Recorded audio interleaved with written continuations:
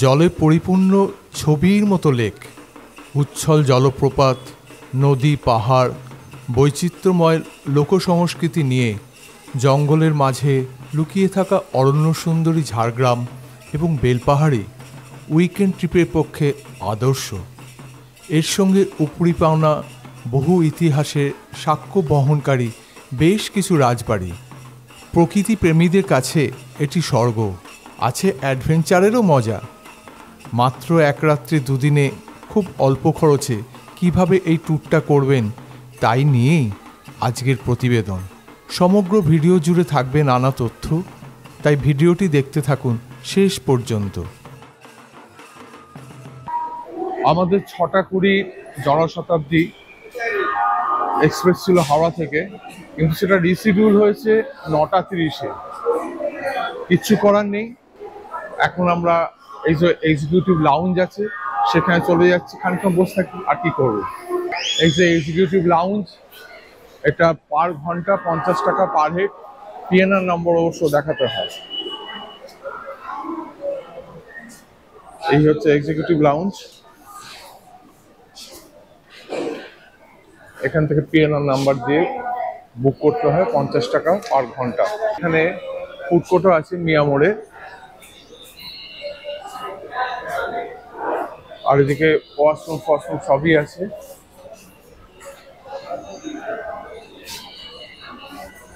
আর এই হচ্ছে executive lounge. আমরা যাচ্ছি অরণ্য সুন্দরী ঝাড়গ্রাম, কিন্তু প্রথমেই গোলমাল। 6:20-তে আমাদের বরবিল এক্সপ্রেস ছিল, সেটা রিসিউড হয়েছে 12:30। আবার টিকিট কাটলাম ইস্পাত এক্সপ্রেসে, 9:30টায় ছিল, সেটা এখন দিয়ে দিয়েছে 11:30। যাই হোক, ইস্পাত এক্সপ্রেস দুপুর 11:30 হাওড়া ছেড়ে দিল। অবশেষে হাওড়া স্টেশন ছাড়লো। এই ট্রেনের রিজার্ভ কম্পার্টমেন্টের কোনো টিকিটই ছিল না, তাই নর্মাল এক্সপ্রেস ট্রেনের টিকিট কেটেই জেনারেল কম্পার্টমেন্টে চেপে বসলাম। এই ট্রেনে AC 2 tyre, AC 3 tyre, AC chair car বা সিসি, সেকেন্ড সিটিং বা 2S এবং জেনারেল কম্পার্টমেন্ট আছে। হাওড়া থেকে ঝাড়গ্রাম পর্যন্ত এই ট্রেনের সেকেন্ড সিটিংয়ের ভাড়া 100 টাকা এবং এসি চেয়ার কারের ভাড়া 345 টাকা। ঝাড়গ্রাম যেতে সময় লাগে 2 ঘন্টা 10 মিনিট। এছাড়া কলকাতা থেকে ঝাড়গ্রাম আসার বেশ কিছু ভালো বাসও আছে। যারা নিজেদের গাড়িতে ঝাড়গ্রাম আসতে চান তারা কলকাতা থেকে কোলাঘাট, খড়গপুর হয়ে ঝাড়গ্রাম আসবেন।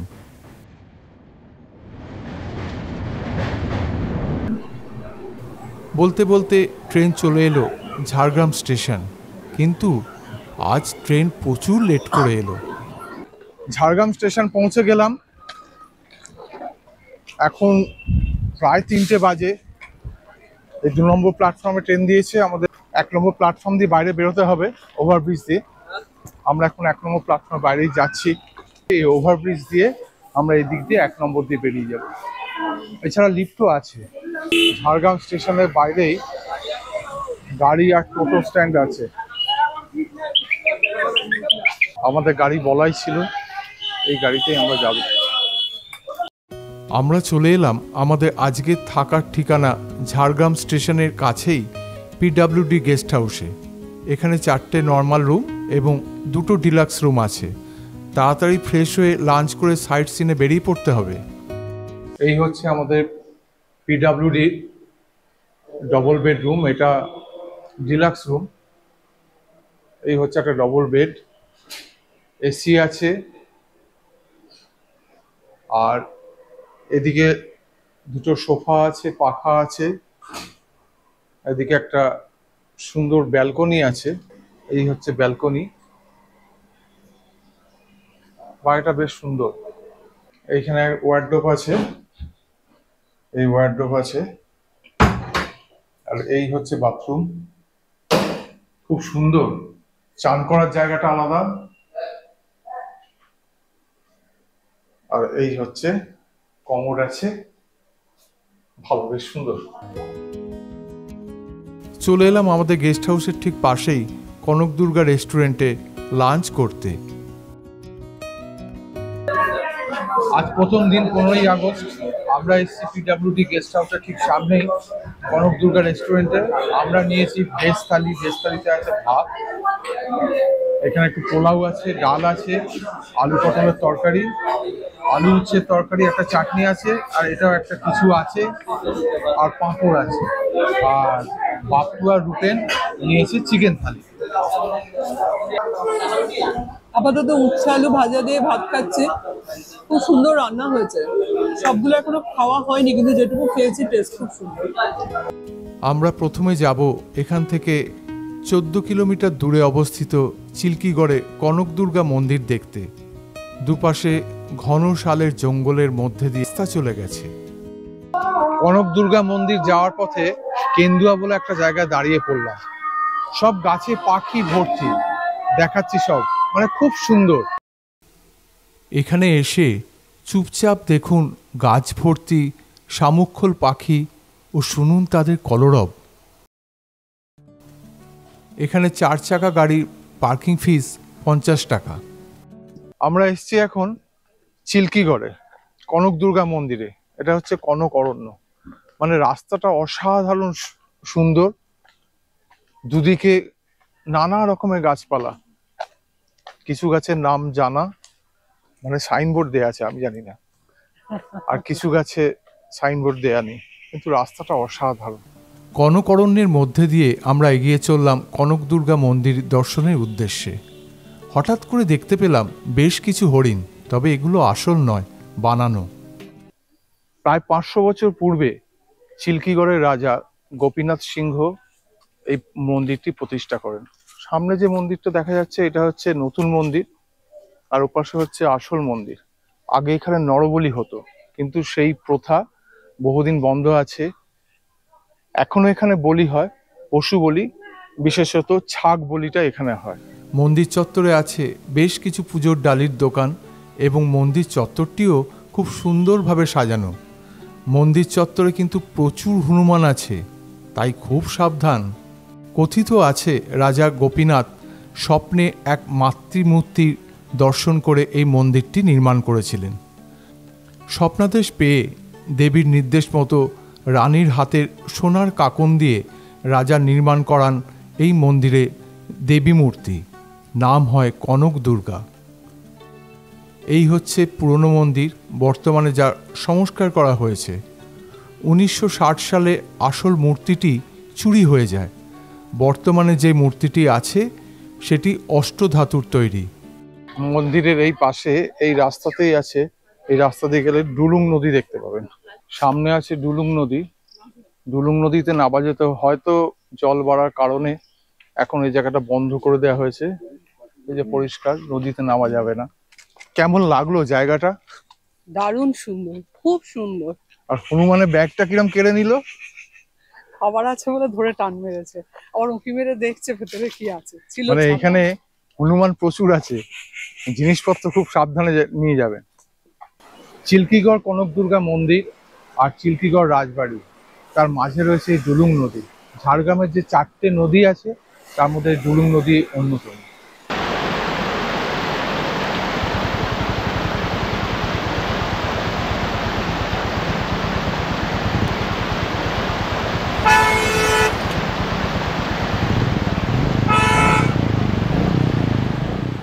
দুপাশে সবুজ ধান ক্ষেত, তার মধ্যে দিয়ে রাস্তা চলে গেছে চিল্কিগড় রাজবাড়ি। প্রায় 300 বছরের পুরনো এই রাজবাড়ি। সামন্ত রাজাদের তৈরি এই প্রাসাদ রক্ষণাবেক্ষণের অভাবে এখন ভগ্নপ্রায়। বিস্তীর্ণ মাঠের একপাশে তৈরি এই চিল্কিগড়ের রাজবাড়ি। ছোটবেলায় শোনা রূপকথার থেকে কোনো অংশে কম নয়। তার পাশে আছে দুর্গা দালান। এখানে যে 3টি মন্দির আছে তার মধ্যে সব থেকে বড় নবরত্ন মন্দিরটি রাধাকৃষ্ণের। চলুন রাধাকৃষ্ণের মূর্তি দর্শন করে আসি। ওই হচ্ছে রাধাকৃষ্ণ মন্দির। এখানে আরো পুরনো মন্দির রয়েছে, আর এই হচ্ছে শিবের মন্দির। এবার আমরা এলাম সাবিত্রী মন্দির দর্শনে। এই মন্দির ঝাড়গ্রাম রাজপরিবারের পবিত্র মাতৃ মন্দির। রাজস্থানের সামন্ত রাজ শ্রী সর্বেশ্বর সিংহ তৎকালীন ঝাড়গ্রামের মাল রাজাকে পরাজিত করে মল্লদেব উপাধি নেন। পরে স্বপ্নাদিষ্ট হয়ে এই দেবী মন্দির স্থাপন করেন। এই মন্দিরে 350 বছর ধরে আজও নিত্য পূজা নিষ্ঠার সঙ্গে চলে আসছে। সাবিত্রী দেবী এখানে দেবী দুর্গা রূপে পূজিত হন। এই মন্দিরের পেছনের পুষ্করিণীটি খুব সুন্দর।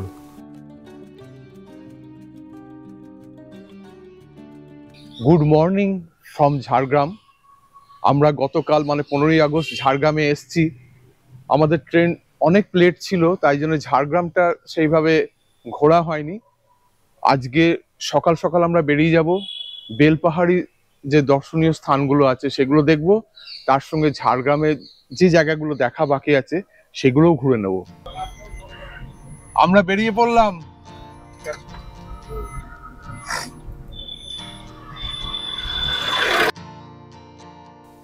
আমরা আজ প্রথমে যাব বেলপাহাড়ি ঢাঙ্গি কুসুম জলপ্রপাত দেখতে। ঝাড়গ্রাম থেকে যার দূরত্ব প্রায় 52 কিলোমিটার। রাস্তা গেছে একদম গ্রামের মধ্যে দিয়ে, দুপাশে পাহাড় জঙ্গলের মধ্যে দিয়ে গেছে রাস্তা। যে কোনো পর্যটন কেন্দ্রে রাস্তার সৌন্দর্যই আসল। সেই সৌন্দর্য দেখানোর লোভ সামলাতে পারলাম না।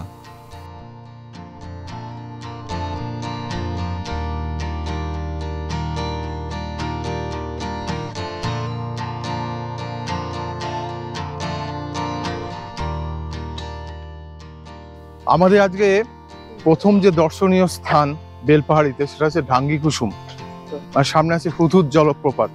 ফ্যামিলি ট্যুর এটা আমাদের। ড্রেসটা দেখেই বুঝতে পারছেন একই রকম। হ্যাঁ, বেশ কিছুটা চড়াই উতরাই রাস্তা পেরিয়ে জলপ্রপাতের সামনে পৌঁছতে হয়। রাস্তার পাশেই দেখতে পাবেন পাথরের তৈরি নানা সামগ্রীর দোকান।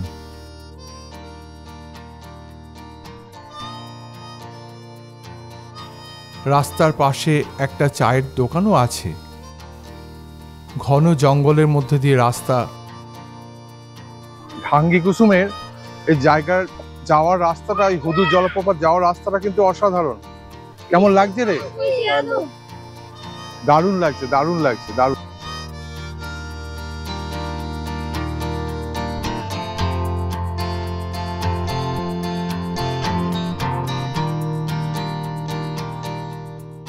একটা শিবের মূর্তিও আছে এখানে।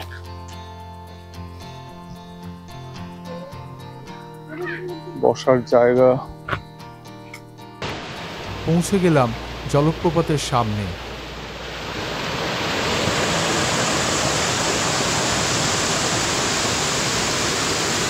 এখন এসে আমরা দাঁড়িয়েছি ঢাঙ্গি কুসুমের হুদহুদ জলপ্রপাতের সামনে। বর্ষাকালে, এটা বর্ষার শেষ আগস্ট মাস, জল যথেষ্ট আছে, কিন্তু শীতকালে এখানটা খুব সরু ধারায় জল পড়ে।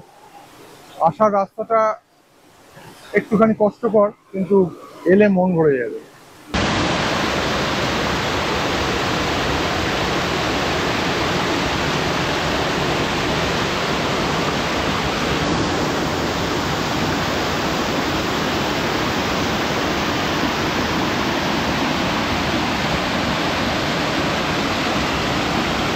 যাওয়ার রাস্তাটা কষ্টকর, কিন্তু কেমন লাগলো দেখে? দেখে তো দারুণ লাগলো, দারুণ ভালো লেগেছে। লাগলো, বেশ ভালো লাগলো। জলটা বর্ষাকাল বলে অনেকটাই জল আছে। এবার আমরা যাচ্ছি গার্ডাসিনী পাহাড় দেখতে। এ রাস্তার সৌন্দর্য অসাধারণ।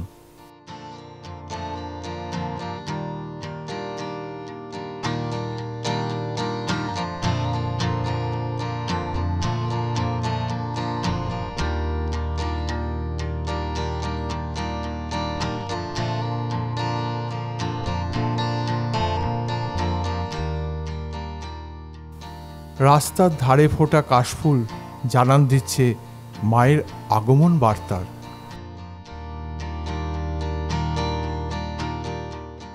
আমরা যাচ্ছি, মানে আমি আর বাপ্তু, এবার গার্ডাসিনী পাহাড়ে।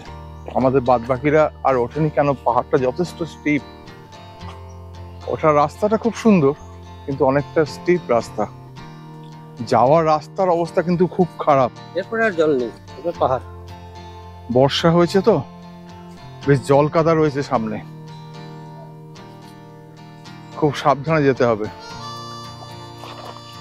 দুপাশে সবুজ জঙ্গলের মধ্যে দিয়ে চড়াই রাস্তা ভেঙে উপরে ওঠা, বেশ অ্যাডভেঞ্চারাস।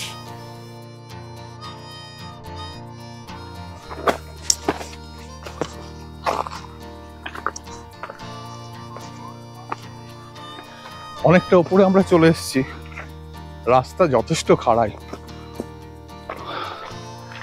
বেশ কষ্ট হচ্ছে, কিন্তু এসে গেছি প্রথম ধাপটা কাছে। এখানে একটা মন্দির আছে। কেমন লাগছে বাপু? ভালোই লাগছে। খানিকটা ওঠার পর এই একটা মন্দির আছে, মন্দিরে বসাও যায়। বাসুদেব মন্দির, কিন্তু মন্দিরের দরজা বন্ধ এখন। এরপরে পরবর্তী ধাপ।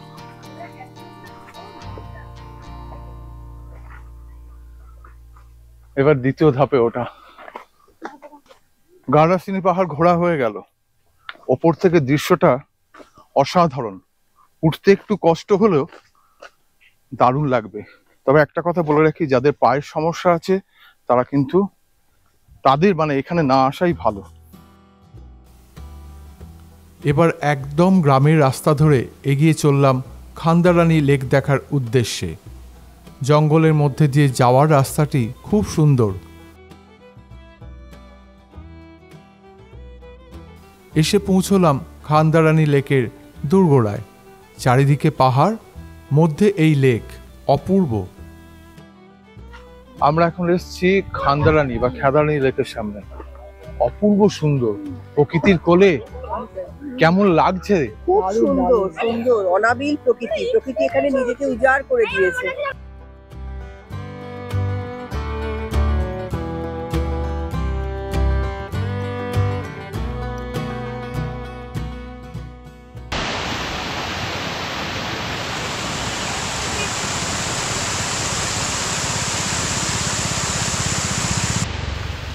চলে এলাম লেকের অপর পাড়ে। এখানে লেকের জল ছাপিয়ে নিচে পড়ছে, কিন্তু এই দৃশ্য কেবলমাত্র বর্ষার সময়ই দেখতে পাবেন। ওপর থেকে তো দেখলামই, এবার চলে এসেছি একবার লেকের সামনে। বেলপাহাড়ি এই যে খান্দারানী বা খেদারানী লেক, অসাধারণ। বর্ষার পর এই রূপটা খুব সুন্দর। আর শীতকালে এলে আবার একটা ব্যাপার, এখানে প্রচুর পরিযায়ী পাখি আসে, আমরা দেখেছি।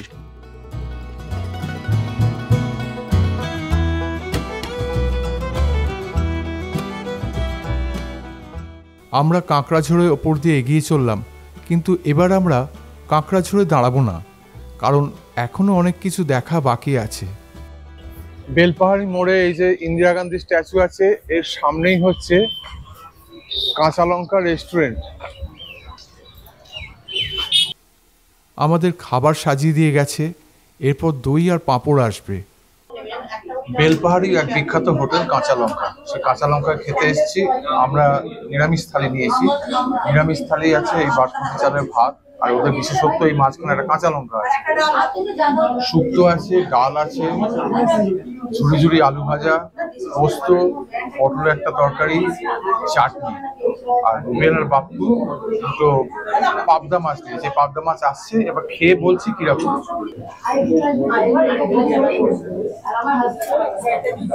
প্রথমে শুক্তো দিয়ে খাওয়া শুরু করলাম। শুক্তোটা তো খুব সুন্দর খেতে হয়েছে। এখনো এতগুলো আইটেম একা করে খেয়ে দেখে মনে হচ্ছে দারুণ হবে। লাঞ্চের পর আমরা এগিয়ে চললাম ঘাগড়া জলপ্রপাত দেখার উদ্দেশ্যে। এটা হচ্ছে এখানকার পার্কিং এলাকা। 4 হুইলারের পার্কিং চার্জ পড়ে 50 টাকা করে। এটা হচ্ছে জলপ্রপাতের চারিদিকটা, বেশ সুন্দর।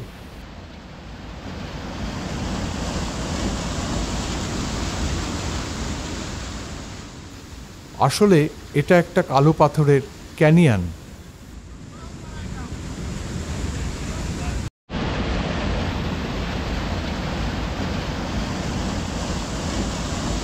এখন এসছি ঘাগড়া ওয়াটারফলসে। ঘাগড়া এই কথাটা লোকাল ওয়ার্ড গাগড়া থেকে এসছে। গাগড়া মানে হচ্ছে কলসি। এখানে যে পট হোলস গুলো আছে, মানে এখানে দু রকম পাথর আছে, একটা শক্ত একটা নরম। নরম পাথরের জল পড়ে এই পট হোলস গুলো তৈরি হয়। খুব সুন্দর জলপ্রপাতটা, আর বর্ষার পরেই এসছি, জল প্রচুর আছে। এবার সামনে থেকে দেখি।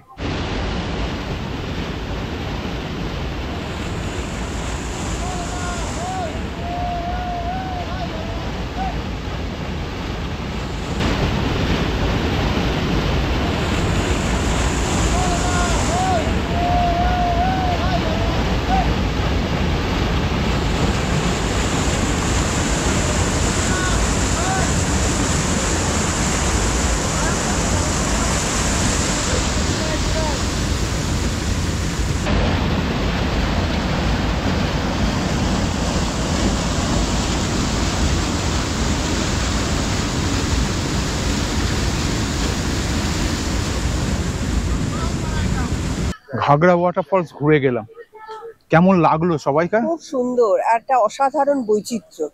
আর এই পাহাড়, আর তার মধ্যে এই যে পটহোলস, মানে খুব সুন্দর, মানে মন ভরে যাবে।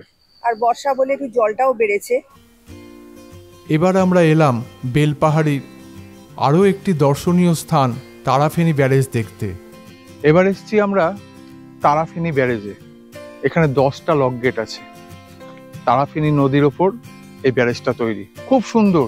চারিদিকে পাহাড়, জঙ্গল, সব মিলিয়ে জায়গাটা অপূর্ব।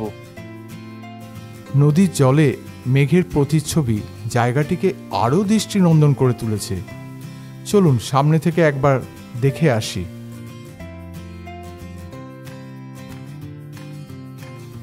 এটা হচ্ছে ব্যারেজের পেছনের দিক, এদিকটাও খুব সুন্দর।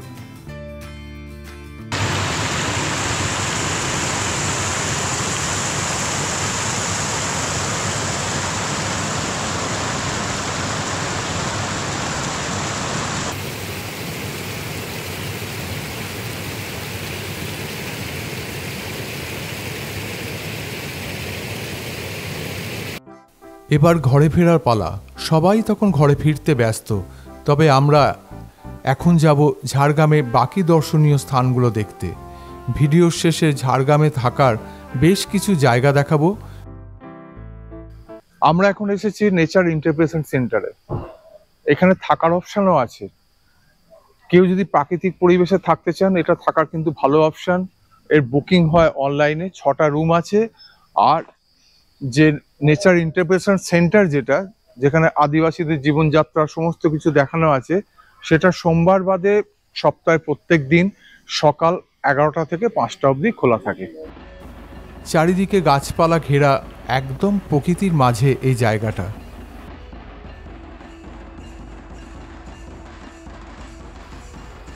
এসেছি ট্রাইবাল ইন্টারপ্রিটেশন সেন্টারে। দেখুন কি সুন্দর সাজানো গোছানো সব। বাচ্চা হাতিটাকে দেখুন, কি কিউট দেখতে লাগছে। মার সাথে সুরে সুর জড়িয়ে রয়েছে। এদিকে আর একটা বড় হাতি, খুব সুন্দর করে সাজানো।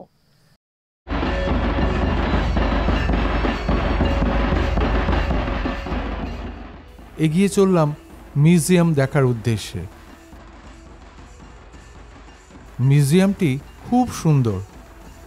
এখানে আদিবাসীদের জীবনযাত্রা, তাদের ব্যবহার্য জিনিসপত্র, তাদের বাদ্যযন্ত্র, পূজানুষ্ঠান ইত্যাদি বিভিন্ন বিষয় খুব সুন্দরভাবে তুলে ধরা হয়েছে। এছাড়াও এখানে ছবির মাধ্যমে তুলে ধরা হয়েছে সাঁওতাল বিদ্রোহের কাহিনী। এটি হচ্ছে এখানকার থাকার জায়গা। মান অনুযায়ী যার ভাড়া 2240 টাকা থেকে 3360 টাকা। এটি হচ্ছে রিসেপশন। এরপর আমরা এলাম জঙ্গলমহল জুলজিক্যাল পার্ক দেখতে। চলুন চিড়িয়াখানাটা ঘুরে দেখি। ঝাড়গ্রাম যে জুলজিক্যাল পার্ক, অনেকে ডিয়ার পার্কও বলে, মানে চিড়িয়াখানা, এত সুন্দর আর এতখানি জায়গা নিয়ে কি বলবো। বৃহস্পতিবার বাদে সপ্তাহে প্রত্যেক দিন খোলা থাকে। আর বড়দের টিকিট হচ্ছে 25 টাকা। আর বাদবাকি সমস্ত ডিটেলস আমি পরে পরে বলে দিচ্ছি।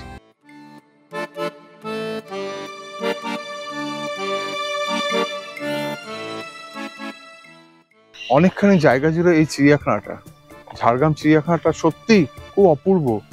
মানে এত কাছ থেকে এত হরিণ দেখা সত্যি ভাগ্যের ব্যাপার।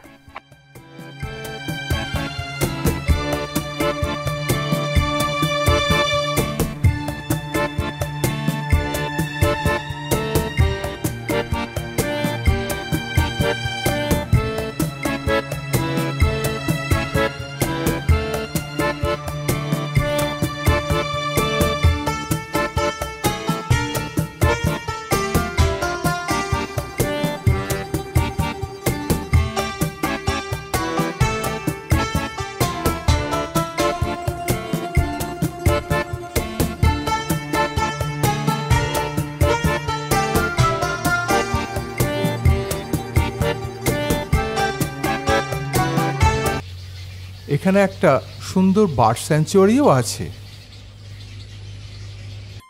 এবার আমরা এলাম ঝাড়গ্রাম রাজবাড়ি দেখতে। বহু পুরনো ইতিহাসের সাক্ষী এই রাজবাড়ি। প্রায় 70 বিঘা জমির ওপর ছড়ানো মূল রাজবাড়ি, বাগান, মন্দির ও আস্তাবল। বর্তমান এই রাজবাড়িটি 1931 সালে রাজা নরসিংহ মাল্যদেবের সময় তৈরি। এটি মূলত ইউরোপীয় ও মুসলিম স্থাপত্যের মিশ্রণে তৈরি। আজও রাজবাড়ি দেখলে বোঝা যায় মল্লদেবদের সোনার ইতিহাস কত ঝলমলে ছিল সেই সময়। দোতলা রাজবাড়িটির একতলাটি মূলত গেস্ট হাউস হিসাবে ব্যবহৃত হয়, যা অনলাইনে বুকিং করতে হয়। যেহেতু আমাদের বুকিং ছিল না, তাই ভেতরে ঢোকার অনুমতিও ছিল না, বাইরে থেকে দেখেই ফিরতে হচ্ছে। রাজবাড়ির সামনেই পশ্চিমবঙ্গ সরকারের ঝাড়গ্রাম রাজবাড়ি ট্যুরিস্ট কমপ্লেক্স। একটু ব্যয়বহুল হলেও যদি এখানে আপনাদের থাকার ব্যবস্থা হয়, তো আপনি পেলেন রাত্রি যাপনের অনাবিল আনন্দ। বুকিং অনলাইনে। এটি হচ্ছে এখানকার ক্যান্টিন। আপনি এখানে না থাকলেও এখানে খাওয়া দাওয়া করতে পারেন।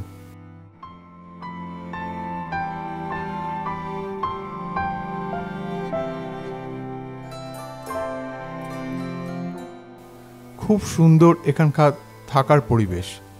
চলুন এবার আমরা এখানকার গাড়ি ভাড়া সম্বন্ধে জেনে নিই।